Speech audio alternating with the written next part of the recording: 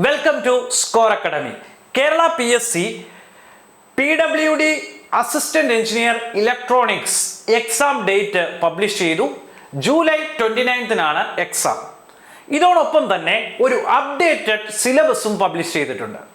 പഴയ സിലബസിൽ നിന്ന് കുറച്ചധികം ഡിഫറൻസോട് കൂടിയാണ് ഈ പുതിയ സിലബസ് പബ്ലിഷ് ചെയ്തിരിക്കുന്നത്. ഇനി വരുന്ന 90 ഡേയ്സിനുള്ളിൽ ഈ പുതിയ സിലബസ് അനുസരിച്ച് പ്രോപ്പറായിട്ടുള്ള ഒരു സ്റ്റഡി പ്ലാൻ ഡെവലപ്പ് ചെയ്യണമെങ്കിൽ ഇപ്പോഴത്തെ സിലബസിൻ്റെ ഒരു ഡീറ്റെയിൽഡ് അനാലിസിസ് ആവശ്യമാണ്. ഏതൊക്കെ പോർഷൻസിലാണ് നമ്മൾ കൂടുതലായി പ്രിപ്പറേഷൻ കോൺസെൻട്രേറ്റ് ചെയ്യേണ്ടത്, സർഫസ് ലെവൽ പ്രിപ്പറേഷനിലൂടെ അല്ലെങ്കിൽ PYQസിലൂടെ നമുക്ക് ടാക്കിൾ ചെയ്യാൻ പറ്റുന്ന പോർഷൻസ് ഏതൊക്കെയാണ്, ന്യൂമറിക്കൽസ് കൂടുതലായിട്ട് വരുന്ന പോർഷൻസ് ഏതൊക്കെയാണ്, പഴയ സിലബസിൽ നിന്നും വ്യത്യസ്തമായി പുതിയ സിലബസിൽ ഇൻക്ലൂഡ് ചെയ്തിരിക്കുന്ന പോർഷൻസ് ഏതൊക്കെയാണ്, ഏതൊക്കെ പോർഷൻസ് ആണ് പഴയ സിലബസിൽ നിന്നും ഇപ്പോഴത്തെ സിലബസിൽ ഒഴിവാക്കിയിരിക്കുന്നത് തുടങ്ങിയ കാര്യങ്ങൾ ഡീറ്റെയിൽ ആയിട്ട് അനലൈസ് ചെയ്തിട്ട് വേണം പ്രോപ്പറായിട്ടുള്ള ഒരു സ്റ്റഡി പ്ലാൻ ഡെവലപ്പ് ചെയ്യാൻ. വ്യക്തമായ ഒരു സ്റ്റഡി പ്ലാനിലൂടെ മാത്രമേ 90 ഡേയ്സിനുള്ളിൽ നമുക്ക് മാക്സിമം എഫിഷ്യൻ്റായ രീതിയിൽ ഈ സിലബസ് കംപ്ലീറ്റ് ചെയ്യാൻ കഴിയുള്ളൂ. അപ്പോൾ നമുക്ക് സിലബസിൻ്റെ ഒരു ഡീറ്റെയിൽഡ് അനാലിസിസ് നോക്കാം. How to approach assistant engineer electronics syllabus. ഇതാണ് നമ്മളുടെ പുതിയ സിലബസ്. ഈ സിലബസിൽ നമുക്ക് ടോട്ടൽ 9 മൊഡ്യൂൾസ് ആണ് ഉള്ളത്.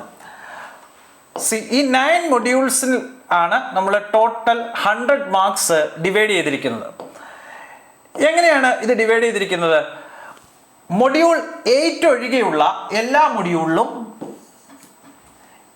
10 മാർക്സും മൊഡ്യൂൾ 8-ൽ 20 മാർക്കുമാണെന്ന് കാണാൻ കഴിയും. ഏതൊക്കെയാണ് ഈ 9 മൊഡ്യൂൾസ്? ഇലക്ട്രോണിക് ഡിവൈസസ് ഒരു മൊഡ്യൂൾ, അനലോഗ് സർക്യൂട്ട്സ് ഒരു module, digital circuits, micro processors, introduction to continuous time signal, electromagnetism, basic communication system, sensors, transducers, speaker, microphone, recording, public address system, power system. ഇങ്ങനെയാണ് 9 modules ഉള്ളത്. അതിൽ instrumentation related ആയിട്ട് വരുന്ന module 8-ൽ 20 മാർക്കും ബാക്കിയുള്ള മൊഡ്യൂൾസിലെല്ലാം 10 മാർക്കുമാണ് weightage നിശ്ചയിച്ചിരിക്കുന്നത്.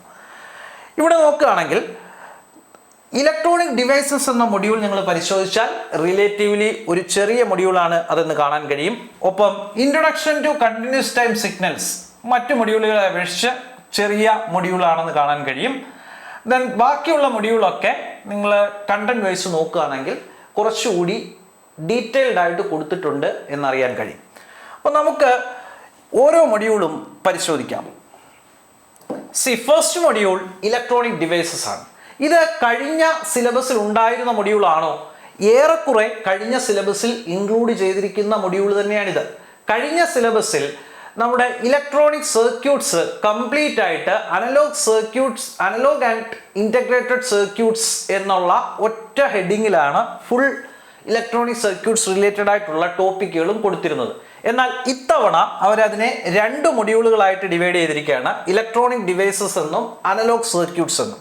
അപ്പം electronic devices പരിശോധിക്കുകയാണെങ്കിൽ ഇതിൽ ഏറ്റവും ചെറിയ മൊഡ്യൂൾ ഇലക്ട്രോണിക് ഡിവൈസസ് ആണെന്ന് കാണാൻ കഴിയും.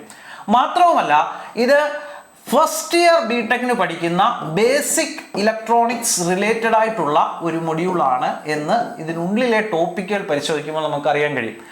നോക്കി എന്തൊക്കെയാണ് ഇതിനകത്തുള്ളത്? Evolution of electronics, vacuum tubes to nano electronics, then resistors, capacitors and inductors, അവരുടെ types, specifications, standard values, colour coding തുടങ്ങിയ കാര്യങ്ങൾ സ്പെസിഫിക് ആയിട്ട് അവർ പറഞ്ഞിട്ടുണ്ട്. കൺസ്ട്രക്ഷണൽ ഫീച്ചേഴ്സ് ആവശ്യമില്ല. അപ്പോൾ ഈ സിലബസ് നിങ്ങൾ പരിശോധിക്കുമ്പോൾ കഴിഞ്ഞ സിലബസിനെ അപേക്ഷിച്ച് ഈ പുതിയ അപ്ഡേറ്റഡ് സിലബസിനുള്ള അഡ്വാൻറ്റേജ് എന്താണ് പഠിക്കേണ്ടതെന്ന് വളരെ വ്യക്തമായി സിലബസിൽ പറഞ്ഞിട്ടുണ്ട് എന്നുള്ളതാണ്. വളരെ ഡീറ്റെയിൽഡ് ആയിട്ടുള്ള സിലബസാണ്. നിങ്ങളുടെ ഡെപ്ത് ഓഫ് പ്രിപ്പറേഷൻ എത്ര വേണം, നിങ്ങളുടെ പ്രിപ്പറേഷൻ എവിടെ ലിമിറ്റ് ചെയ്യണം എന്ന് വളരെ സ്പെസിഫിക് ആയിട്ട് മെൻഷൻ ചെയ്തിരിക്കുന്ന ഒരു സിലബസാണിത്. അപ്പം ഇവിടെ നോക്കി, ഇവിടെ ഈ ബേസിക് ഇലക്ട്രോണിക്സിൽ നമുക്ക് ഇലക്ട്രോണിക്സിൻ്റെ ഇവല്യൂഷൻ, ദെൻ ഇലക്ട്രോണിക് കമ്പോണൻസ് ആയിട്ടുള്ള റെസിസ്റ്റേഴ്സ്, കപ്പാസിറ്റേഴ്സ്, ഇൻഡക്ടേഴ്സ്, അതിൽ തന്നെ സ്പെസിഫിക് ആയിട്ട് പറഞ്ഞിട്ടുണ്ട് കൺസ്ട്രക്ഷണൽ ഫീച്ചേഴ്സ് നോട്ട് റിക്വയർഡ് എന്ന്. നമുക്ക് ബേസിക് ഇൻഫർമേഷൻസ് ആയ ടൈപ്സ് സ്പെസിഫിക്കേഷൻസ് ഒക്കെയാണ് അത്യാവശ്യം.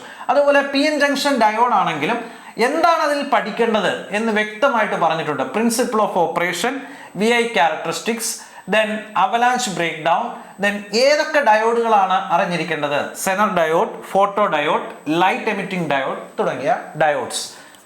ദെൻ അടുത്തതായിട്ട് ബി ജെ ടിയെ പറ്റി ബേസിക് ആയിട്ടുള്ള കാര്യങ്ങൾ, P N P and N P N structure, principle of operation, relation between current gains in C C C C B configurations, input and output characteristics of C E configuration, MOSFET structure, enhancement and depletion MOSFET types. അങ്ങനെ ഓരോന്നും നോക്കുകയാണെങ്കിൽ വളരെ detailed ആയിട്ട് എന്താണ് ഓരോ ടോപ്പിക്കിൽ നിന്നും നിങ്ങൾ പഠിക്കേണ്ടത്, ഏത് ഡെപ്തിലേക്കാണ് നിങ്ങൾ ഇറങ്ങിച്ചെല്ലേണ്ടത്, നിങ്ങൾ എവിടെയാണ് നിങ്ങളുടെ സ്റ്റഡീസ് ലിമിറ്റ് ചെയ്യേണ്ടത് എന്ന് വളരെ കൃത്യമായിട്ട് മെൻഷൻ ചെയ്തിരിക്കുന്ന സിലബസാണ്. അത് തന്നെയാണ് ഈ സിലബസിൻ്റെ അഡ്വാൻറ്റേജും. ഇത് ഇലക്ട്രോണിക് ഡിവൈസസിൽ മാത്രമല്ല, ഓരോ മൊഡ്യൂളും നിങ്ങൾ എടുത്തു നോക്കുമ്പോൾ വളരെ കൃത്യമായിട്ട് ഇതിന് മെൻഷൻ ചെയ്തിട്ടുണ്ട് എന്ന് കാണാൻ കഴിയും.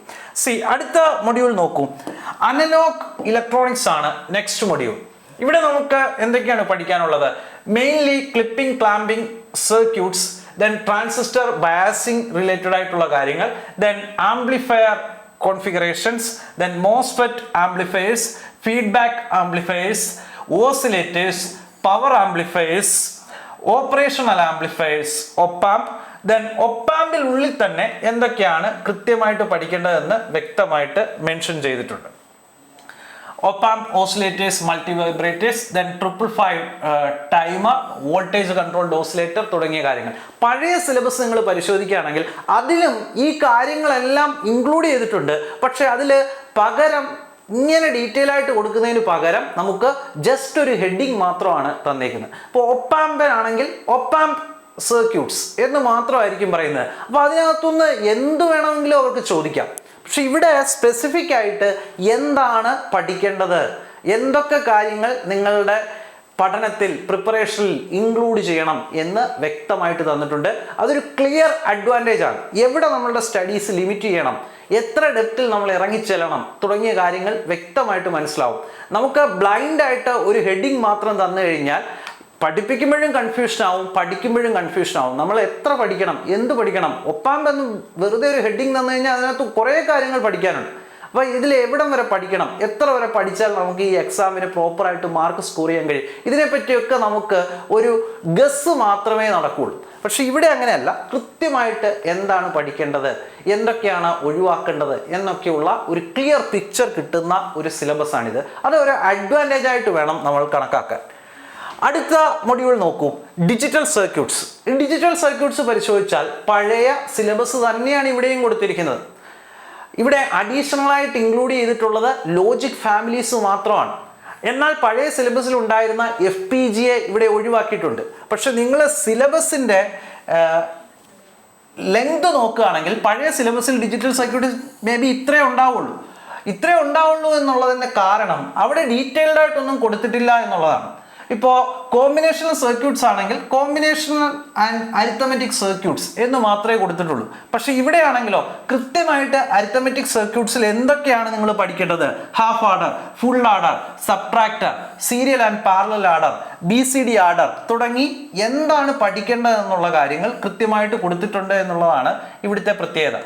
അങ്ങനെ ഉള്ള ഒരു ഡീറ്റെയിലിംഗ് കാരണം തന്നെയാണ് ഈ സിലബസ് ഇത്ര വാസ്റ്റ് ആണ് എന്ന് നമുക്ക് തോന്നാൻ കാരണം. നോക്കൂ, മൾട്ടിപ്ലക്സേഴ്സ്, ഡീമൾട്ടിപ്ലക്സേഴ്സ്, എൻകോഡർ, ഡീകോഡർ എന്ന് വേണ്ട എല്ലാ കാര്യങ്ങളും വളരെ ക്ലിയർ ആയിട്ട് കൊടുത്തിട്ടുണ്ട്. ഇനി ഡിജിറ്റൽ ഇലക്ട്രോണിക്സിനകത്ത് തന്നെ ഇപ്പോൾ ഫ്ലിപ്പ് ഫ്ലോപ്പ് ആയാലും അല്ലെങ്കിൽ സീക്വൻഷ്യൽ സർക്യൂട്ട്സ് പരിശോധിക്കുകയാണെങ്കിൽ അവിടെയും ഓരോ കാര്യങ്ങളും വളരെ വ്യക്തമായിട്ട് കൊടുത്തിട്ടുണ്ട്. എന്തൊക്കെയാണ് നിങ്ങൾ ഫ്ലിപ്പ് ഫ്ലോപ്പിൽ പഠിക്കേണ്ടത്? Building blocks like SR, JK, master slave JK flip-flop, edge triggered flip-flop, conversion of flip-flop, excitation table, characteristic equation, implementation with Verilog codes. ഇത് നമുക്ക് മേ ബി വേണ്ടി വരില്ല, implementation with Verilog codes. Then ripple and synchronous counters, implementation in Verilog. ഈ implementation ഒന്നും may be വേണ്ടി വരില്ല. Shift രജിസ്റ്റേഴ്സിൽ തന്നെ എന്തൊക്കെയാണ് സിപ്പോ, സിസോ, പിസോ, പിപ്പോ, യൂണിവേഴ്സൽ ഷിഫ്റ്റ് രജിസ്റ്റർ എന്നിങ്ങനെ സ്പെസിഫിക് ആയിട്ടുള്ള ഡീറ്റെയിൽഡ് ആയിട്ടുള്ള സിലബസ് ആണ് കൊടുത്തിരിക്കുന്നത്. അപ്പോൾ ഈ ഒരു എക്സാമിന് മാത്രമല്ല, ഇലക്ട്രോണിക്സ് റിലേറ്റഡ് ആയിട്ട് ഇനി വരാൻ സാധ്യതയുള്ള പോളിടെക്നിക് ലെക്ചർ ആയാലും മറ്റ് ഏത് എക്സാം ആയാലും അവിടെ എല്ലാം ഇത്രയും ഡീറ്റെയിൽഡ് ആയിട്ടുള്ള ഒരു സിലബസ് ഉള്ളത് നമുക്ക് ഒരു അഡ്വാൻറ്റേജ് ആണ്. ഇതിൻ്റെ ഒരു കണ്ടിന്യൂഷൻ ആയിരിക്കും അതിൻ്റെയൊക്കെ സിലബസ് വരാൻ പോകുന്നത്. സോ ഈ ഒരു സിലബസിനെ ഒരു റെഫറൻസ് ആയി വെച്ചുകൊണ്ട് നിങ്ങൾക്ക് ഇനി വരുന്ന എക്സാമിനെല്ലാം പ്രിപ്പയർ ചെയ്യാൻ കഴിയും. അപ്പോൾ ഈ ഒരു എക്സാം അല്ല നിങ്ങളുടെ പ്രൈമറി പ്രയോറിറ്റി എങ്കിൽ പോലും ഈ ഒരു സിലബസ് വെച്ച് നിങ്ങളുടെ സ്റ്റഡീസ് നിങ്ങൾ ഇപ്പോൾ തന്നെ സ്റ്റാർട്ട് ചെയ്യുക. വരുന്ന എക്സാമുകൾക്കും അത് നിങ്ങൾക്ക് പ്രോപ്പറായിട്ടുള്ള ഒരു മുൻതൂക്കം നൽകുന്നതായിരിക്കും. അടുത്ത ഡിജിറ്റൽ ഇലക്ട്രോണിക്സിൽ നമ്മൾ അഡീഷണൽ ആയിട്ട് ഇൻക്ലൂഡ് ചെയ്തു എന്ന് പറഞ്ഞ പോർഷൻസ് ഇതാണ്: logic families and it's characteristics. ഇത് നേരത്തെ ഉണ്ടായിരുന്ന അസിസ്റ്റന്റ് എഞ്ചിനീയർ സിലബസിൽ ഇല്ലായിരുന്നു, പക്ഷെ ഇപ്പോൾ ഇൻക്ലൂഡ് ചെയ്തിട്ടുണ്ട്. എന്നാൽ നിങ്ങൾ പോളിടെക്നിക് ലെക്ചറിന്റെ സിലബസ് പരിശോധിക്കുകയാണെങ്കിൽ അതിൽ നേരത്തെ ഉള്ള സിലബസിൽ തന്നെ ഈ പോർഷൻസ് ഇൻക്ലൂഡ് ചെയ്തിട്ടുണ്ട്. അസിസ്റ്റന്റ് എഞ്ചിനീയറിന്റെ സിലബസിൽ അഡീഷണൽ ആയിട്ട് നേരത്തെ ഉണ്ടായിരുന്ന FPGA എന്ന പോർഷൻ ഈ സിലബസിൽ നിന്ന് റിമൂവ് ചെയ്തിട്ടുണ്ട്. ഇത് നോക്കൂ, മൈക്രോ പ്രൊസസർ മൊഡ്യൂൾ 4.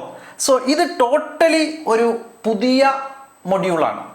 നേരത്തെ ഉള്ള അസിസ്റ്റന്റ് എഞ്ചിനീയർ സിലബസിൽ ഉണ്ടായിരുന്ന പോർഷൻസ് അല്ല മൈക്രോ പ്രൊസസർ എന്ന ഈ പോർഷൻ. അപ്പോൾ ഇത് നിങ്ങൾ ഡീറ്റെയിൽ ആയിട്ട് പരിശോധിക്കുകയാണെങ്കിൽ ഇതിനകത്ത് പ്രോസസ്സേഴ്സിനെ പറ്റിയും, ഇത് കമ്പ്യൂട്ടർ ആർക്കിടെക്ചറും മൈക്രോ പ്രോസസ്സറും മൈക്രോ കൺട്രോളറും കൂടെ ചേർത്ത് ഉണ്ടാക്കിയിരിക്കുന്ന ഒരു സിലബസ് ആണ് എന്ന് കാണാൻ കഴിയും.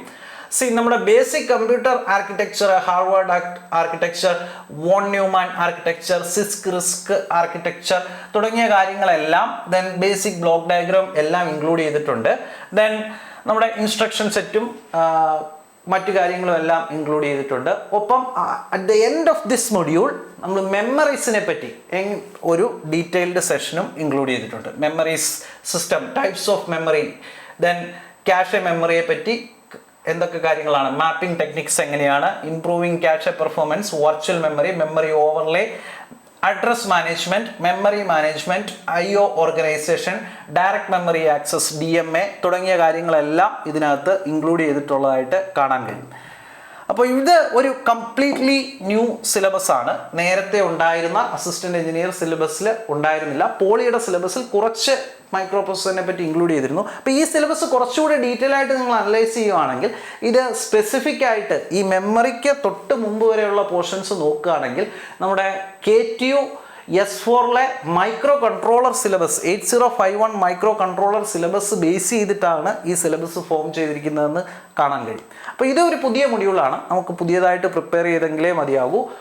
പക്ഷേ അധികം ന്യൂമറിക്കൽസ് വരാൻ സാധ്യതയില്ലാത്ത കുറച്ചുകൂടി തിയററ്റിക്കലായിട്ടുള്ള പോർഷൻസ് ആണ് ഈ മൊഡ്യൂളിൽ മെയിൻലി ഇൻക്ലൂഡ് ചെയ്തിരിക്കുന്നത്. അപ്പോൾ ഇതിനകത്ത് തന്നെ നമ്മുടെ ഇൻ്റർഫേസിങ് പോർഷൻസ് ഒക്കെ ഉണ്ട്. അവിടെ ഒന്നും അധികം ക്വസ്റ്റ്യൻസ് ഒന്നും ചോദിക്കാൻ സാധ്യതയില്ല ഒരു ഒബ്ജക്റ്റീവ് എക്സാമിന്. LCD display, keyboard, stepper motor, DAC ADC interfacing ഒക്കെ ഇൻക്ലൂഡ് ചെയ്തിട്ടുണ്ട്. അടുത്ത മൊഡ്യൂൾ നിങ്ങൾ പരിശോധിക്കുകയാണെങ്കിൽ introduction to continuous time signals. ഇത് നമ്മുടെ നോർമൽ സിഗ്നൽസ് ആൻഡ് സിസ്റ്റം ആണ്. ഇത് കഴിഞ്ഞ അസിസ്റ്റന്റ് എഞ്ചിനീയർ എക്സാം സിലബസിൽ ഉണ്ടായിരുന്നതല്ല. ഒപ്പം പോളിയുടെ സിലബസിലും വളരെ ബേസിക് ആയിട്ട് മാത്രം ഇൻക്ലൂഡ് ചെയ്തിരിക്കുന്ന ഒരു സിലബസാണ്. എന്നാൽ ഇവിടെ വളരെ ഡീറ്റെയിൽ ആയിട്ട് തന്നെ ഇത് ഇൻക്ലൂഡ് ചെയ്തിട്ടുണ്ട്. എങ്കിലും ഇത്രയും ഡീറ്റെയിൽ ആയിട്ട് കൊടുത്തിട്ടുണ്ടെങ്കിലും, ഇത്രയും പോർഷൻസ് ഇതിനകത്ത് ഇൻക്ലൂഡ് ചെയ്തിട്ടുണ്ടെങ്കിലും നമ്മുടെ KTUവിൽ നമ്മൾ പഠിക്കുന്ന സിഗ്നൽസ് ആൻഡ് സിസ്റ്റം കംപ്ലീറ്റ് ഇതിനകത്ത് ഉൾപ്പെടുത്തിയിട്ടില്ല. ഇതിനകത്ത് ലാപ്ലാസ് ട്രാൻസ്ഫോമിനെ പറ്റി ഒന്നും പറയുന്നില്ല. ദെൻ നമ്മുടെ Z ട്രാൻസ്ഫോമിനെ പറ്റി ഒന്നും പറയുന്നില്ല. മെയിൻലി ആദ്യത്തെ 2-3 മൊഡ്യൂളുകൾ ചേർത്തിട്ടാണ് ഈ സിലബസ് ഫോം ചെയ്തിരിക്കുന്നത്. അപ്പോൾ സിഗ്നലിന്റെ ഡെഫിനിഷൻ എന്താണ്, basic operations on signals, then classification of signals. അപ്പോൾ അവിടെയാണ് ഇതിൻ്റെ ഒരു പ്രത്യേകത നിങ്ങൾ കാണേണ്ടത്. നമുക്ക് വേണമെങ്കിൽ ബ്ലൈൻഡ് ആയിട്ട് ക്ലാസിഫിക്കേഷൻ ഓഫ് സിഗ്നൽസ് എന്ന് മാത്രം പറയാം. അപ്പോൾ അതിനകത്ത് നമുക്ക് എന്തൊക്കെ പഠിക്കണമെന്ന് ഇവർ വ്യക്തമായിട്ട് കൊടുത്തിട്ടുണ്ട്. ഇവിടെ ശ്രദ്ധിച്ചു കഴിഞ്ഞാൽ നിങ്ങൾക്ക് അറിയാൻ കഴിയും. നമ്മളിവിടെ കൃത്യമായിട്ട് periodic and non periodic signal, even and odd signal, energy and power signal, noise and vibration signal തുടങ്ങിയ കാര്യങ്ങൾ വ്യക്തമായിട്ട് ഓരോ സിലബസിലും എന്തൊക്കെയാണ് പഠിക്കേണ്ടത് എന്നുള്ള കാര്യം കൃത്യമായിട്ട് പറഞ്ഞിട്ടുണ്ട് എന്നുള്ളതാണ് ഈ സിലബസിൻ്റെ പ്രത്യേകത. നമുക്ക് മെയിൻലി എലമെൻ്ററി സിഗ്നൽസും അതിൻ്റെ ക്ലാസിഫിക്കേഷനും പ്രോപ്പർട്ടീസും, ദെൻ LTI സിസ്റ്റം അതിൻ്റെ പ്രോപ്പർട്ടീസ്, ദെൻ അടുത്തതായിട്ട് ഫൊറിയർ സീരീസിൻ്റെ basics, then Fourier transform, then discrete time Fourier transform, ഇത്രയും കാര്യങ്ങളാണ് ഈ സിലബസിനകത്ത് ഇൻക്ലൂഡ് ചെയ്തിട്ടുള്ളത്. ഇത് പുതിയ അതായിട്ട് ഈ സിലബസിൽ ആഡ് ചെയ്തിട്ടുള്ളതാണ്. പക്ഷേ ഇലക്ട്രോണിക്സുകാരും ഈവൻ ഇലക്ട്രിക്കലുകാരും ഓൾറെഡി പഠിച്ചിരിക്കുന്ന പോർഷൻസ് ആണ്. കുറച്ചധികം ന്യൂമറിക്കൽസ് നമുക്ക് എക്സ്പെക്റ്റ് ചെയ്യാൻ കഴിയുന്ന ഒരു പോർഷനാണിത്. ന്യൂമറിക്കൽ ക്വസ്റ്റ്യൻസ് ചോദിക്കാൻ സാധ്യതയുള്ള ഒരു സബ്ജക്റ്റാണ് സിഗ്നൽസ് ആൻഡ് സിസ്റ്റംസ്. അടുത്ത മൊഡ്യൂൾ നോക്കൂ, ഇലക്ട്രോ മാഗ്നറ്റിസം. ഇത് നേരത്തെ ഉണ്ടായിരുന്നതാണോ? നേരത്തെ ഉണ്ടായിരുന്ന മൊഡ്യൂൾ തന്നെയാണ് ഇലക്ട്രോ മാഗ്നറ്റിസം. ഇവിടെ എന്താണ് പ്രത്യേകത? നേരത്തെ ഉണ്ടായിരുന്നതിനെ അപേക്ഷിച്ച് കുറച്ചധികം പോർഷൻസ് ഇൻക്ലൂഡ് ചെയ്തിട്ടുണ്ട്. നേരത്തെ നമുക്ക് ഒരു സർഫസ് ലെവൽ ഇലക്ട്രോ മാഗ്നറ്റിസം ആയിരുന്നു ഉണ്ടായിരുന്നത്. ഇപ്പം ഇവിടെ നമ്മൾ കുറച്ചുകൂടി ഫീൽഡ് തിയറി കൂടുതലായിട്ട് ഇതിനകത്ത് ഇൻക്ലൂഡ് ചെയ്തിട്ടുണ്ട് എന്നുള്ളതാണ് പ്രത്യേകത. അപ്പോൾ ഇത് കംപ്ലീറ്റ് ആയിട്ട് കഴിഞ്ഞ സിലബസിനെ അപേക്ഷിച്ച് പുതിയതാണോ? അല്ല. കാരണം കഴിഞ്ഞ സിലബസിൽ ഇലക്ട്രോ മാഗ്നറ്റിസത്തിൽ ഫീൽഡ് തിയറി ഉണ്ടായിരുന്നു. എവിടെയായിരുന്നു? നമ്മൾ വേവ് ഇക്വേഷൻസും ട്രാൻസ്മിഷൻ ലൈൻസും മാക്സ്വെൽസ് ഇക്വേഷനും ഒന്നും നിങ്ങൾ കഴിഞ്ഞ സിലബസിലെ ഇലക്ട്രോ മാഗ്നറ്റിക് പോർഷൻ നോക്കിയാൽ കാണാൻ കഴിയില്ല. പക്ഷെ അതെല്ലാം അവർ ഇൻക്ലൂഡ് ചെയ്തിട്ടുണ്ട്. എവിടെ? കഴിഞ്ഞ സിലബസിലെ തന്നെ കമ്മ്യൂണിക്കേഷൻ സിസ്റ്റത്തിൻ്റെ എൻഡിൽ നിങ്ങൾ പരിശോധിക്കുകയാണെങ്കിൽ അവിടെ മാക്സ്വെൽസ് ഇക്വേഷൻ ഉണ്ട്, പോയിന്റിംഗ് തിയറം പറഞ്ഞിട്ടുണ്ട്, വേവ് ഇക്വേഷൻ പറഞ്ഞിട്ടുണ്ട്, ട്രാൻസ്മിഷൻ ലൈൻസും ആൻഡ് ഇറ്റ്സ് പാരാമീറ്റേഴ്സ് എല്ലാം മെൻഷൻ ചെയ്തിട്ടുണ്ട്. ഇപ്രാവശ്യം അതിനെ കറക്റ്റായിട്ട് ഇലക്ട്രോ മാഗ്നറ്റിസത്തിൽ തന്നെ ഇൻക്ലൂഡ് ചെയ്ത് പ്രോപ്പറായിട്ട് ആ സിലബസിനെ ഓറിയൻറ്റ് ചെയ്തു എന്ന് മാത്രമേ ഉള്ളൂ. ഈ പറയുന്ന പോർഷൻസ് എല്ലാം കഴിഞ്ഞ സിലബസിലും ഉണ്ടായിരുന്നതാണ്. കഴിഞ്ഞ സിലബസിൽ രണ്ടായിട്ട് ഡിസ്ട്രിബ്യൂട്ട് ചെയ്താണ് അതിനെ ഇട്ടിരുന്നത്, ഇലക്ട്രോ മാഗ്നറ്റിസത്തിലും കമ്മ്യൂണിക്കേഷൻ സിസ്റ്റത്തിലും. ഇപ്പോൾ അവർ പ്രോപ്പറായിട്ട് കമ്മ്യൂണിക്കേഷൻ സിസ്റ്റത്തിൻ്റെ എൻഡിൽ കിടന്ന കാര്യങ്ങളൂടെ ഇലക്ട്രോ മാഗ്നറ്റിസത്തിൽ തന്നെ ഇൻക്ലൂഡ് ചെയ്ത് പ്രോപ്പറായിട്ട് അതിനെ അലൈൻ ചെയ്തിട്ടു എന്ന് മാത്രമേ ഉള്ളൂ. ഇവിടെ ആയാലും കൃത്യമായിട്ട് എന്തൊക്കെയാണ് പഠിക്കേണ്ടത് എന്ന് വ്യക്തമായിട്ട് മെൻഷൻ ചെയ്യുന്നുണ്ട്. അതുകൊണ്ടാണ് ഈ ഡീറ്റെയിൽഡ് സിലബസ് ആയതുകൊണ്ടാണ് ഇത് ലെങ്തി ആണ് എന്ന് ഫീൽ ചെയ്യുന്നത്. അടുത്ത സിലബസ് നോക്കിയേ. Next module basic of communication system. ഈ പറയുന്ന കാര്യങ്ങളെല്ലാം ലാസ്റ്റ് ഇയർ സിലബസിലും ഉണ്ടായിരുന്നതാണ്, നേരത്തെ ഉള്ള സിലബസിലും ഉണ്ടായിരുന്നതാണ്. എന്താണ് ഡിഫറൻസ്? നേരത്തെ സിലബസിൽ amplitude modulation and frequency modulation എന്ന് മാത്രം ഒരു ഹെഡിങ് മാത്രമേ മെൻഷൻ ചെയ്തിട്ടുള്ളൂ. എന്നാൽ ഇവിടെ എന്താണ് ഓരോന്നിലും പഠിക്കേണ്ടതെന്ന് നോക്കിയേ. ആംപ്ലിറ്റ്യൂഡ് മോഡുലേഷനിൽ തന്നെ നമുക്ക് DSBSC പഠിക്കണം, സിംഗിൾ സൈഡ് ബാൻഡ് മോഡുലേഷൻ പഠിക്കണം. അതിൽ തന്നെ എന്തൊക്കെയാണ് പഠിക്കേണ്ടത്? സ്പെക്ട്രം പഠിക്കണം, പവർ പഠിക്കണം, എഫിഷ്യൻസി ഓഫ് ഓൾ 3 വേരിയൻസ് ഇതെല്ലാം പഠിക്കണം. ദെൻ ആംപ്ലിറ്റ്യൂഡ് മോഡുലേഷൻ്റെ ഇംപ്ലിമെൻറ്റേഷൻസ് എങ്ങനെയാണെന്ന് പഠിക്കണം. സ്പെസിഫിക് ആയിട്ട് അവർ ഏതൊക്കെയാണ് പഠിക്കേണ്ട modulators, switching modulator, balanced modulators, then demodulators, coherent demodulator അല്ലെങ്കിൽ സിങ്ക്രണസ് ഡിറ്റക്ടർ, എൻവലപ്പ് ഡിറ്റക്ടർ, ഇങ്ങനെ ഓരോന്നിൻ്റെയും പേരെടുത്ത് പറഞ്ഞിരിക്കുകയാണ്.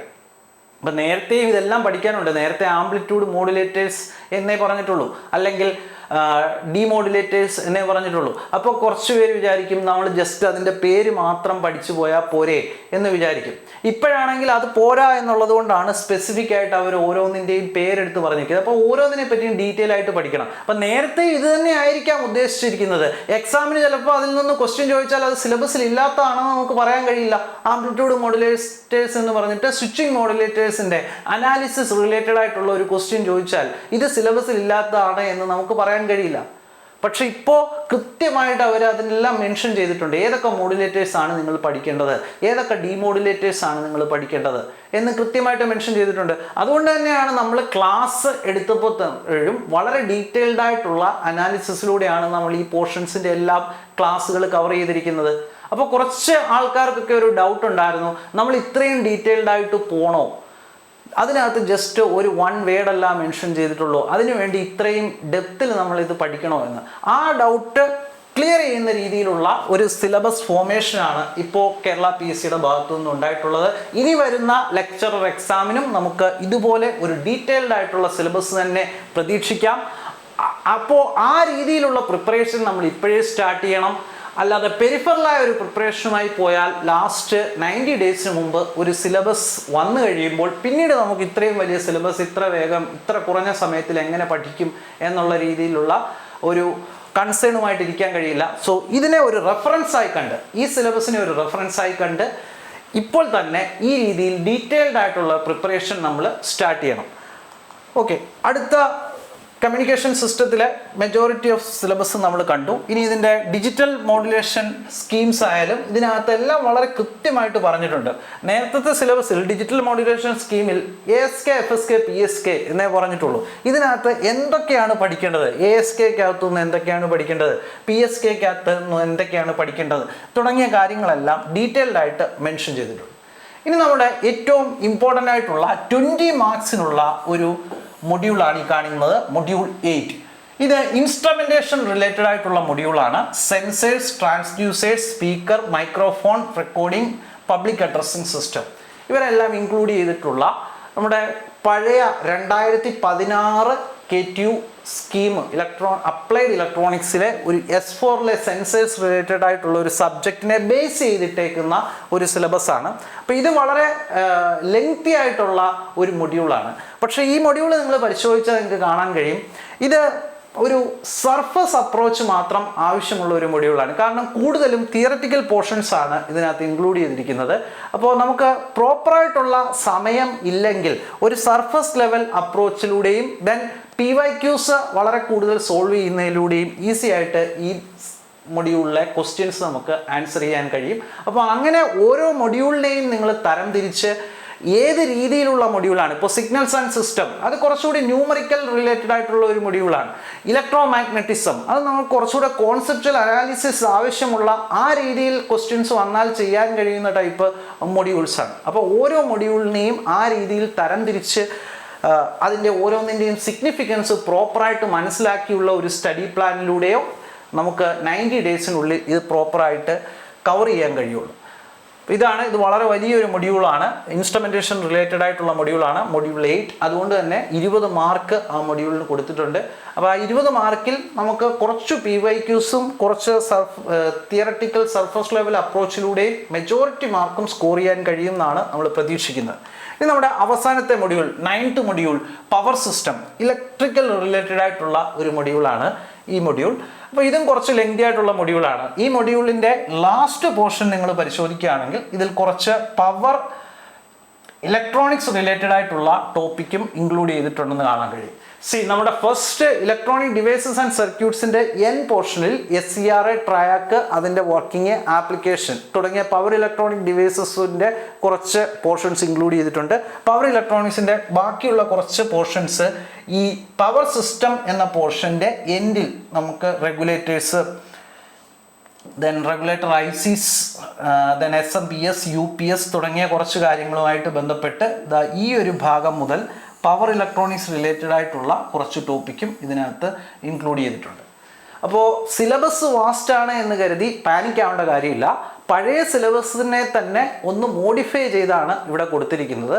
പഴയ സിലബസിൽ വളരെ പെരിഫറലായിട്ട് നമ്മൾ ഓരോന്നിൻ്റെയും വേർഡ്സ് അല്ലെങ്കിൽ ഹെഡിങ്സ് മാത്രം പറഞ്ഞു പോയെങ്കിൽ ഇവിടെ എന്താണ് പഠിക്കേണ്ടത് എന്ന് പ്രോപ്പറായിട്ട് മെൻഷൻ ചെയ്തിരിക്കുന്നു. എവിടെയാണ് നിങ്ങളുടെ പ്രിപ്പറേഷൻ ലിമിറ്റ് ചെയ്യേണ്ടത്, എത്ര ഡെപ്തിലാണ് നിങ്ങൾ പഠിക്കേണ്ടത് തുടങ്ങിയ കാര്യങ്ങൾ കൃത്യമായിട്ട് മെൻഷൻ ചെയ്തിരിക്കുന്നു എന്ന ഡിഫറൻസ് ആണ് നമ്മൾ മെയിൻലി കാണുന്നത്. ഒപ്പം അഡീഷണൽ ആയിട്ട് 3 മൊഡ്യൂൾസ് ഇൻക്ലൂഡ് ചെയ്തിട്ടുണ്ട്. അതിന് പകരം പഴയ സിലബസിലുള്ള മെയിൻ 2-3 മൊഡ്യൂൾസ് ഒഴിവാക്കിയിട്ടുണ്ട്. നോക്കിയേ, നമുക്ക് പഴയ സിലബസുമായിട്ട് ക്വിക്കായിട്ട് ഒന്ന് കമ്പയർ ചെയ്യാം. ഇവിടെ നോക്കിക്കഴിഞ്ഞാൽ പഴയ സിലബസിലെ basic electrical and network theory related ആയിട്ടുള്ള ഒരു മൊഡ്യൂൾ ഉണ്ടായിരുന്നു, അത് ഒഴിവാക്കിയിട്ടുണ്ട്. ദെൻ ഇലക്ട്രിക്കൽ മെഷീൻസ് ഒരു വലിയ മൊഡ്യൂൾ ഉണ്ടായിരുന്നു, അതിനെ ഒഴിവാക്കിയിട്ടുണ്ട്. ദെൻ കൺട്രോൾ സിസ്റ്റം ഒരു മൊഡ്യൂൾ ഉണ്ടായിരുന്നു, അതിനെ ഒഴിവാക്കിയിട്ടുണ്ട്. Then electrical and electronic measurement related ആയിട്ടുള്ള ഒരു മൊഡ്യൂൾ ഉണ്ട്, അതിനെയും ഒഴിവാക്കിയിട്ടുണ്ട്. ഇനി പുതിയതായിട്ട് ഇവിടെ ഇൻക്ലൂഡ് ചെയ്തിരിക്കുന്ന മൊഡ്യൂൾസ് ഏതൊക്കെയാണ്? ഇലക്ട്രോണിക് ഡിവൈസസ് പുതിയതായിട്ട് ഇൻക്ലൂഡ് ചെയ്തതാണെങ്കിലും അതിലെ മെജോറിറ്റി പോർഷൻസും പവർ ഇലക്ട്രോണിക്സിലും അതുപോലെ അനലോഗ് സർക്യൂട്ട്സിലും കവർ ചെയ്യുന്ന പോർഷൻസ് തന്നെയാണ്. പഴയ സിലബസിലെ പവർ ഇലക്ട്രോണിക്സിലും അനലോഗ് സർക്യൂട്ട്സിലും കവർ ചെയ്യുന്ന പോർഷൻസ് ആണ്. ഇവിടെ നമുക്ക് പവർ ഇലക്ട്രോണിക്സ് എന്ന് പറയുന്ന ഒരു മൊഡ്യൂളുണ്ട്. അപ്പോൾ പുതിയ സിലബസിൽ അതിനെ ഒഴിവാക്കിയിട്ടുണ്ട്, പക്ഷേ അത് കുറച്ച് പോർഷൻസ് ഇലക്ട്രോണിക് ഡിവൈസസിലും അതുപോലെ പവർ സിസ്റ്റത്തിലുമായിട്ട് ഇൻക്ലൂഡ് ചെയ്തിട്ടുണ്ട്. ഇവിടെ നോക്കിയേ, അനലോഗ് സർക്യൂട്ട്സ് നിങ്ങൾ പരിശോധിക്കുകയാണെങ്കിൽ അത് പഴയ സിലബസിലുണ്ട്, ഇപ്പോഴും ഉണ്ട്, കുറച്ചുകൂടി ഡീറ്റെയിൽഡ് ആയിട്ട് കൊടുത്തിട്ടുണ്ട് എന്ന് മാത്രമേ ഉള്ളൂ. പുതിയതായിട്ട് ആഡ് ചെയ്ത ഒരു മൊഡ്യൂൾ ഏതാണ്? മൈക്രോ പ്രോസസ്സേഴ്സ്, ടോട്ടലി ന്യൂ മൊഡ്യൂളാണ്. അതുപോലെ introduction to continuous time signals, അത് പുതിയതായിട്ട് ആഡ് ചെയ്ത മൊഡ്യൂളാണ്. Then sensors, transducers, speaker and microphone, recording, public addressing system, ഇത് പുതിയതായിട്ട് ആഡ് ചെയ്ത മൊഡ്യൂളാണ്. അപ്പോൾ കംപ്ലീറ്റ് ആയിട്ട് പുതിയതായിട്ട് വന്ന മൊഡ്യൂൾ എന്ന് പറയുന്നത് ഈ 3 മൊഡ്യൂൾസ് ആണ്. ബാക്കിയുള്ള മൊഡ്യൂൾസിലൊക്കെ കുറച്ച് പോർഷൻസ് പുതിയതായിട്ട് ആഡ് ചെയ്തിട്ടുണ്ട്, കുറച്ച് പോർഷൻസ് റിമൂവ് ചെയ്തിട്ടുണ്ട്. ഇപ്പോൾ ഇലക്ട്രോ മാഗ്നറ്റിസം നിങ്ങൾ പരിശോധിക്കുകയാണെങ്കിൽ ഇവിടുത്തെ ഇലക്ട്രോ മാഗ്നറ്റിക് ഫീൽഡ് തിയറിയിൽ നിന്ന് വ്യത്യസ്തമായിട്ട് കുറച്ച് കാര്യങ്ങളൂടെ, wave equations, transmission lines, parameters തുടങ്ങിയ കാര്യങ്ങളൊക്കെ ഇതിനകത്തേക്ക്, പോയിന്റിംഗ് വെക്ടറൊക്കെ ഇതിനകത്തേക്ക് ഇൻക്ലൂഡ് ചെയ്തിട്ടുണ്ട്. പക്ഷേ ഇതൊക്കെ കഴിഞ്ഞ സിലബസിൽ ഉണ്ടായിരുന്നതാണ്. കഴിഞ്ഞ സിലബസിൽ ഇലക്ട്രോ മാഗ്നറ്റിൽ കമ്മ്യൂണിക്കേഷൻ സിസ്റ്റത്തിൽ ഉണ്ടായിരുന്ന പോർഷൻസ് ആണ് ഇവിടേക്ക് മാറ്റിയേക്കുന്നത്. അതുപോലെ കഴിഞ്ഞ കമ്മ്യൂണിക്കേഷൻ സിസ്റ്റത്തിൻ്റെ സിലബസിൽ നമുക്ക് ആൻറ്റിന റിലേറ്റഡ് ആയിട്ടുള്ള കുറച്ച് ടോപ്പിക് ഉണ്ടായിരുന്നു, അത് പൂർണ്ണമായിട്ട് ഒഴിവാക്കിയിട്ടുണ്ട്. അങ്ങനെ ചില പോർഷൻസ് ഒക്കെ ഒഴിവാക്കിയിട്ടുണ്ട്, പകരം കുറച്ച് പോർഷൻസ് ഒക്കെ കൂടുതലായിട്ട് ആഡ് ചെയ്തിട്ടുണ്ട്. മെയിൻ ഡിഫറൻസ് ഈ സിലബസിൽ, മെയിൻ ഡിഫറൻസ് ഇതിൽ വളരെ ഡീറ്റെയിൽഡ് ആയിട്ട് എന്താണ് പഠിക്കേണ്ടതെന്ന് മെൻഷൻ ചെയ്തിട്ടുണ്ട് എന്നുള്ളതാണ്. അതുകൊണ്ട് തന്നെയാണ് ഇത് കൂടുതൽ ലെങ്തി ആയിട്ട് ഫീൽ ചെയ്യുന്നത്. ഇവിടെയാണെങ്കിൽ നമ്മുടെ സിലബസ് അത്രയും ഡീറ്റെയിൽഡ് ആയിട്ട് കൊടുത്തിട്ടില്ല, ജസ്റ്റ് ഹെഡിങ്സ് മാത്രം ഇൻക്ലൂഡ് ചെയ്ത് കൊടുത്തിരുന്നതുകൊണ്ടാണ് അതൊരു ഷോർട്ട് സിലബസ് ആയിട്ട് നിങ്ങൾക്ക് ഫീൽ ചെയ്തത്. അപ്പോൾ വളരെ ഒരു ഡ്രാസ്റ്റിക് ചേഞ്ച് സിലബസിലുണ്ട് എന്നൊന്നും കരുതണ്ട. നമ്മൾ ഈ പറഞ്ഞ പോലെ ഇവിടെ കുറച്ച് പോർഷൻസ്, ഇവിടെ 4 മൊഡ്യൂൾസ് ഒഴിവാക്കിയപ്പോൾ ഇവിടെ പുതിയതായിട്ട് 3 മൊഡ്യൂൾസ് ഇൻക്ലൂഡ് ചെയ്തു എന്നുള്ള വ്യത്യാസം മാത്രമേ ഉള്ളൂ. ഇനി നോക്കൂ, നിങ്ങൾ ഈ സിലബസ് ബ്രാഞ്ച് വൈസ് ഒന്ന് അനലൈസ് ചെയ്യുകയാണെങ്കിൽ, ഇതിനകത്ത് ഇലക്ട്രിക്കലുകാർ മാത്രം പഠിക്കുന്ന 10% പോർഷൻസ് ഉണ്ട്, അതാണ് മെയിൻലി പവർ സിസ്റ്റത്തിൽ ഇൻക്ലൂഡ് ചെയ്തിരിക്കുന്നത്. അതുപോലെ ഇൻസ്ട്രുമെൻറ്റേഷൻകാർ പഠിക്കുന്ന 20% പോർഷൻസ് ഉണ്ട്, അതാണ് നമ്മുടെ മൊഡ്യൂൾ 8, 20 മാർക്സിന് മൊഡ്യൂൾ 8-ൽ ഇൻക്ലൂഡ് ചെയ്തിരിക്കുന്നത്. ബാക്കി 70% പോർഷനിൽ ഇലക്ട്രോണിക്സുകാർ പഠിക്കുന്ന, കമ്മ്യൂണിക്കേഷൻ ബ്രാഞ്ചിൽ നിന്നുള്ള ആൾക്കാർ പഠിക്കുന്ന പോർഷൻസ് ആണ്. അവർ ഈ 2 പോർഷൻസും ചിലപ്പോൾ പഠിക്കാൻ സാധ്യതയില്ല. ഈ 70% പോർഷനിൽ digital electronics, electro magnetism, analog circuits തുടങ്ങിയ പോർഷൻസ് ഒക്കെ ഇലക്ട്രിക്കലുകാരും പഠിക്കുന്നുണ്ട്, ഇൻസ്ട്രുമെൻറ്റേഷൻകാരും പഠിക്കുന്നുണ്ട്. ഇലക്ട്രോ മാഗ്നറ്റിക്സ് ഇൻസ്ട്രുമെൻറ്റേഷൻകാർ പഠിക്കുന്നില്ല, ബാക്കിയുള്ള പോർഷൻസ് ഒക്കെ മെജോറിറ്റി പോർഷൻസും എല്ലാവരും പഠിക്കുന്നതാണ്. അപ്പോൾ ഇവിടെ നോക്കിയാൽ ഈ സിലബസ് നിങ്ങൾ നോക്കുകയാണെങ്കിൽ ഇലക്ട്രോണിക്സുകാർക്ക് കഴിഞ്ഞ വർഷത്തെ സിലബസിനെ അപേക്ഷിച്ച് കുറച്ചുകൂടി അഡ്വാൻറ്റേജ് ഉണ്ടാകുന്ന രീതിയിലാണ് ഈ സിലബസ് ഫ്രെയിം ചെയ്തിരിക്കുന്നതെന്ന് കാണാൻ കഴിയും. അതെന്തുകൊണ്ടാണ്? ഇലക്ട്രിക്കൽ മെഷീൻസ് ഒഴിവാക്കി, ഇലക്ട്രിക്കൽ മെഷർമെൻറ്റ്സ് ഒഴിവാക്കി, ദെൻ പവർ സിസ്റ്റം ആണെങ്കിലും കുറച്ചുകൂടി ഒരു കമ്പോസ്റ്റ് ഫോമിലേക്ക് മാറി. അതുപോലെ network theory, basic electrical engineering അത് ഒഴിവാക്കി. അങ്ങനെ കുറച്ച് പോർഷൻസ് ഇലക്ട്രിക്കൽ റിലേറ്റഡ് ആയിട്ടുള്ള കുറച്ച് പോർഷൻസ് ഒഴിവാക്കിയിട്ടുണ്ട്. അപ്പോൾ ഈ ഒരു എക്സാമിനും അതുപോലെ ഇലക്ട്രോണിക്സ് റിലേറ്റഡ് ആയിട്ട് ഇനി വരുന്ന എക്സാമുകൾക്കും പ്രിപ്പയർ ചെയ്യുന്ന ബിടെക് ഇലക്ട്രോണിക്സ് ഗ്രാജുവേറ്റ്സിന് കുറച്ചുകൂടി ഒരു ബെനിഫിറ്റ്സ് ഉണ്ടാകുന്ന രീതിയിലാണ് ഈ സിലബസ് ഫ്രെയിം ചെയ്തിരിക്കുന്നത്. ഇനി വരുന്ന കേരള പോളിടെക്നിക് എക്സാം നിങ്ങൾ പരിശോധിക്കുകയാണെങ്കിൽ, ഇലക്ട്രോണിക്സിൻ്റെ എക്സാം പരിശോധിക്കുകയാണെങ്കിൽ ഈ ഒരു 70% പോർഷനും ഇതുപോലെ തന്നെ വരാനാണ് ചാൻസ്. അതിൽ നമ്മൾ വരാൻ സാധ്യതയില്ലാത്ത പോർഷൻസ് ഈ പവർ സിസ്റ്റവും അതുപോലെ നമ്മുടെ ഇൻസ്ട്രുമെൻറ്റേഷൻ റിലേറ്റഡ് ആയിട്ടുള്ള ടോപ്പിക്കുമാണ്. 100% നമുക്ക് ഷുവറായിട്ട് പറയാൻ കഴിയില്ല, എങ്കിലും ഏറെക്കുറെ ഒഴിവാക്കപ്പെടാൻ സാധ്യതയുള്ള പോർഷൻസ് അതാണ്. ഇനി ഈ പവർ സിസ്റ്റത്തിൽ തന്നെ നമ്മൾ പറഞ്ഞു ഒരു 3% പോർഷൻ എന്ന് പറയുന്നത് പവർ ഇലക്ട്രോണിക്സ് റിലേറ്റഡ് ആയിട്ടുള്ള പോർഷൻസ് ആണ്. അപ്പോൾ അതും ഇവിടെ വരാൻ സാധ്യതയുണ്ട്. അങ്ങനെ നോക്കുകയാണെങ്കിൽ ഒരു 73% ഈ പോർഷൻസ് തന്നെ ഇനി വരുന്ന പോളി ലെക്ചർ എക്സാമിന് നമുക്ക് പ്രതീക്ഷിക്കാം. അപ്പോൾ ഈ ഒരു എക്സാം അല്ല നിങ്ങളുടെ പ്രയോറിറ്റി എങ്കിലും ഈ സിലബസ് ബേസ് ചെയ്ത് ഈ സ്റ്റഡി പ്ലാനിൽ നമ്മളോടൊപ്പം പഠിച്ചു വരികയാണെങ്കിൽ ഇനി വരുന്ന എക്സാമിനും നിങ്ങൾക്കത് ഉറപ്പായിട്ടും അതൊരു മുതൽക്കൂട്ടാവും. കാരണം കോർ സബ്ജക്റ്റുകളൊന്നും മാറിയിട്ടില്ല. ഡിജിറ്റൽ ഇലക്ട്രോണിക്സ് മാറിയിട്ടുണ്ടോ? ഇല്ല. ഈ ഇലക്ട്രോണിക് സർക്യൂട്ട്സിൽ കാര്യമായിട്ടുള്ള ചേഞ്ച് ഉണ്ടോ? ഇല്ല. കമ്മ്യൂണിക്കേഷൻ സിസ്റ്റത്തിൽ കാര്യമായിട്ടുള്ള ചേഞ്ച് ഉണ്ടോ? ഇല്ല. അങ്ങനെ കോർ സബ്ജക്റ്റുകൾ നിങ്ങൾ അനലൈസ് ചെയ്യുകയാണെങ്കിൽ അതൊന്നും കാര്യമായിട്ട് മാറിയിട്ടില്ല എന്ന് കാണാൻ കഴിയും. ഈവൻ ഇലക്ട്രോ മാഗ്നറ്റിസത്തിന് കാര്യമായിട്ടുള്ള മാറ്റം ഉണ്ടോ? ഇല്ല. ഇലക്ട്രോ മാഗ്നറ്റിസം കമ്മ്യൂണിക്കേഷൻ സിസ്റ്റത്തിൻ്റെ എൻഡിലുള്ള ഇലക്ട്രോ മാഗ്നറ്റിക് ഫീൽഡ് തിയറിയും കൂടെ കൊണ്ടുവന്ന് ഇവിടെ ഇട്ടേക്കുന്നു എന്ന് മാത്രമേ ഉള്ളൂ. അപ്പോൾ കോർ സബ്ജക്റ്റുകളിലൊന്നും കാര്യമായിട്ടുള്ള ഒരു ചേഞ്ച് വന്നിട്ടില്ല എന്ന് കാണാൻ കഴിയും ഇലക്ട്രോണിക്സിൻ്റെ കോർ സബ്ജക്റ്റുകളിൽ. അപ്പോൾ പാനിക് ആവേണ്ട കാര്യമില്ല. ഇനിയുള്ള 90 ഡേയ്സ് കൊണ്ട് ഈസി ആയിട്ട് നമുക്കിത് ക്രാക്ക് ചെയ്യാൻ കഴിയും. ഇനി 90 ഡേയ്സേ ഉള്ളൂ എന്നൊരു കൺസേണിൻ്റെ ആവശ്യമില്ല. കാരണം ഇത് സിലബസ് പബ്ലിഷ് ചെയ്ത് എല്ലാവർക്കും ഈ സിലബസ് ഇപ്പോഴാണ് കിട്ടിയത്, ആർക്കും നേരത്തെ കിട്ടിയിട്ടില്ലല്ലോ. നമ്മളെല്ലാവരും ഒരുപോലെയാണ്. ഈ 90 ഡേയ്സ് തന്നെയാണ് എല്ലാവരുടെയും കയ്യിലുള്ളത്. ഇതേ സിലബസ് തന്നെയാണ് എല്ലാവരും പഠിക്കാൻ പോകുന്നത്. ഇത്രയും ഡീറ്റെയിൽഡ് ആയിട്ടുള്ള സിലബസ് തന്നെയാണ് എല്ലാവർക്കും ഉള്ളത്. അപ്പോൾ നമ്മൾ എല്ലാവരും ഒരേ റേസിലാണ് ഓടിക്കൊണ്ടിരിക്കുന്നത്. അപ്പോൾ ഒട്ടും പാനിക് ആവേണ്ട കാര്യമില്ല. നമ്മുടെ ഉദ്ദേശം ഈ സിലബസ് ഫുള്ളായിട്ട് ഡീറ്റെയിൽ ആയിട്ട് കവർ ചെയ്യുക എന്നുള്ളതിനേക്കാൾ 90 ഡേയ്സ് കൊണ്ട് ഈ സിലബസ് എങ്ങനെ എഫിഷ്യൻ്റ് ആയിട്ട് ഒരു പ്രോപ്പർ പ്ലാനിങ്ങോടുകൂടി പ്രോപ്പർ സ്ട്രാറ്റജിയോടുകൂടി കവർ ചെയ്യുക എന്നുള്ളതാണ് നമ്മുടെ ഉദ്ദേശം. നമ്മളിത് 100 മാർക്ക് സ്കോർ ചെയ്യുക എന്നതിനേക്കാൾ ഉപരി നമ്മൾ മാക്സിമം ടോപ്പ് മാർക്കിലേക്ക് എത്തുക എന്നുള്ളതാണ് നമ്മുടെ ഉദ്ദേശം. അപ്പോൾ അതിന് നമ്മൾ ഏതൊക്കെ മൊഡ്യൂൾസിനാണ് കൂടുതൽ ഇമ്പോർട്ടൻസ് കൊടുക്കേണ്ടത്, ഏതൊക്കെ മൊഡ്യൂളിലാണ് കൂടുതൽ ഡെപ്തിൽ പ്രിപ്പയർ ചെയ്യേണ്ടത്, എവിടെ നിന്നാണ് കൂടുതൽ ന്യൂമറിക്കൽസ് വരുന്നത്, എവിടെയൊക്കെയാണ് നമുക്കൊരു സർഫസ് ലെവൽ പ്രിപ്പറേഷൻ ആവശ്യം തുടങ്ങിയ കാര്യങ്ങളൊക്കെ അനലൈസ് ചെയ്ത് ആ രീതിയിൽ പ്രിപ്പയർ ചെയ്താൽ ഈ ഒരു എക്സാമിന് മാത്രമല്ല ഇനി വരുന്ന ലെക്ചറർ ഇൻ പോളിടെക്നിക് എക്സാമിനും യൂസ്ഫുൾ ആയിരിക്കും ഇത്. ആ സമയത്തും നമുക്കൊരു ചെറിയ സിലബസ് ചേഞ്ച് വന്നാൽ പോലും നമ്മൾ ഈ ഒരു സിലബസ് നമുക്ക് അതിൻ്റെ ഒരു പ്രിലിംസ് ആയിട്ട് കണക്കാക്കാം. നിങ്ങളുടെ പ്രയോറിറ്റി ഈ എക്സാം അല്ലെങ്കിലും നിങ്ങൾ ഈ എക്സാം ഉറപ്പായിട്ടും എഴുതണം.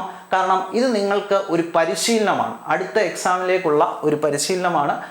ഇനി ഇതിനെ ഒരു പ്രയോറിറ്റൈസ് ചെയ്യാതിരിക്കേണ്ട കാര്യവുമില്ല. കാരണം ഞാൻ പറഞ്ഞു ഓൾറെഡി ഇതിനകത്തെ 73 to 75% പോർഷൻസും നമുക്ക് അടുത്ത എക്സാമിന് വരാൻ പോകുന്ന പോർഷൻസ് ആണ്. അപ്പോൾ ഇത് എഴുതുന്നത് കൊണ്ട് നിങ്ങൾക്ക് ഉറപ്പായിട്ടും ഒരു ക്ലിയർ അഡ്വാൻറ്റേജ് നെക്സ്റ്റ് എക്സാമിന് ഉണ്ടാകും. ആ ഒരു കാര്യം മനസ്സിരുത്തി ഒരു കാര്യം കൃത്യമായിട്ട് മനസ്സിലാക്കുക. 90 ദിവസം എന്ന് പറയുന്നത് എല്ലാവർക്കും 90 ദിവസമാണ്. സിലബസ് ചേഞ്ച് എല്ലാവർക്കും സിലബസ് ചേഞ്ച് ഉണ്ടായിട്ടുണ്ട്. സിലബസ് വലുതാണോ? എല്ലാവർക്കും സിലബസ് വലുതാണ്. നമ്മളെല്ലാവരും ഒരേ റേസിലാണ് ഓടിക്കൊണ്ടിരിക്കുന്നത്. മാക്സിമം ഹാർഡ് വർക്ക് ചെയ്യുക. ഏറ്റവും പ്രോപ്പറായിട്ടുള്ള പ്ലാനിങ്ങോടുകൂടി കൃത്യമായ സ്ട്രാറ്റജിയോട് വർക്ക് ചെയ്താൽ ഈസി ആയിട്ട് നമുക്കിത് ടാക്കിൾ ചെയ്യാം. ഇത് മാത്രമല്ല അടുത്ത എക്സാമിനോടുള്ള ഒരു ഫൗണ്ടേഷനായിട്ട് ഈ കോഴ്സിനെ കണക്കാക്കുക. ആ രീതിയിൽ ഹാർഡ് വർക്ക് ചെയ്യുക. Thank you.